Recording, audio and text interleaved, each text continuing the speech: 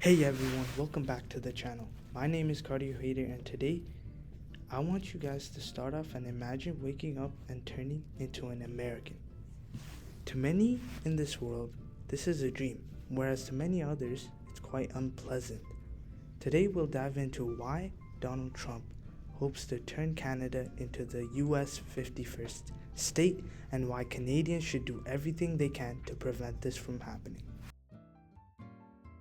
Donald Trump has always been known for his larger than life ideas, and one of his infamous ambitions was to buy Greenland. Back in 2019, Trump openly discussed the idea of purchasing Greenland from Denmark.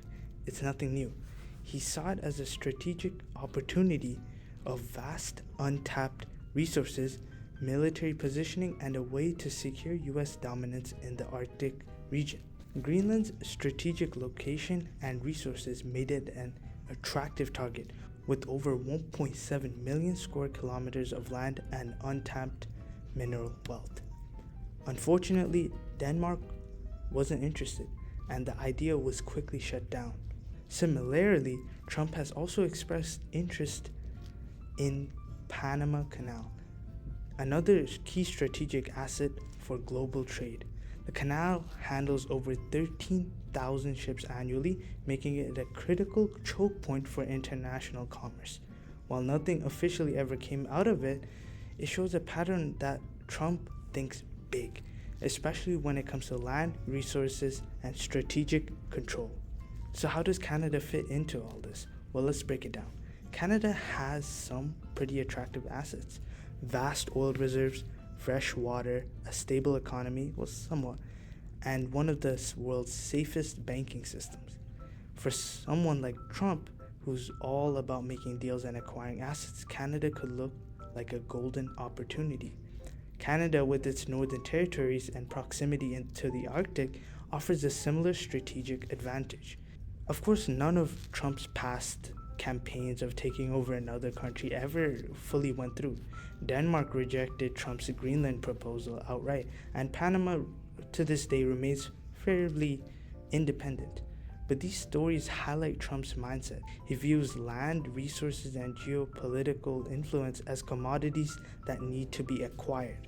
If Trump were to seriously consider Canada, he might approach it as the ultimate real estate deal. But could he pull it off? Well, that is probably highly unlikely. Canada is a strong, independent nation with a pretty robust economy and its own unique identity. Canada's economy, as of this video recording, is the ninth largest in the world, with significant contributions from industries like technology, energy, and natural resources. But here's the thing: Canada is much better off staying independent, and here's why. Political stability. Canada enjoys a stable political climate without the extreme partisanship often seen in US politics. It ranks consistently in high on global peace indices. Universal healthcare. This one's my personal favorite. Canadians benefit from an extremely good healthcare system that covers all citizens, unlike the US, where healthcare remains a continuous issue. According to the World Health Organization, Canada's healthcare system ranks among the best globally. Global reputations. Canada is known for its diplomatic approach and peaceful international relationships. US, on the other hand, has a lot more enemies, and being part of the US could harm its personal safety, but this is also a factor that can't be fully taken into account, as Canada and US are very interlocked in their global affairs, and most of the time they share very similar opinions on topics. And finally, cultural identity. Canada has its own unique cultures and values, distinct from those of its southern neighbor. Joining the US could dilute this identity, and Canada's multiculturalism has fostered a diverse and inclusive society that can't always be seen in American society. Canada's strong social policies, diverse culture, and international reputation make it one of the best countries in the world to call home. And frankly, no deal, no matter how big, can replace that. So while Trump's hypothetical takeover of Canada might sound like a plot of a political thriller, it's safe to say Canada is better off on its own.